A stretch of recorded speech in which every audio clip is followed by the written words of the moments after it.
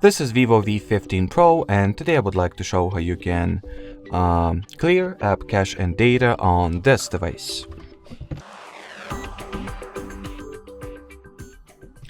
So to start, you will need to launch Settings, then find and enter the Applications and Permissions category. Onwards, go for the App Manager. Over here, find the app that you would like to clear the data of. Let's say I'll go with Drive.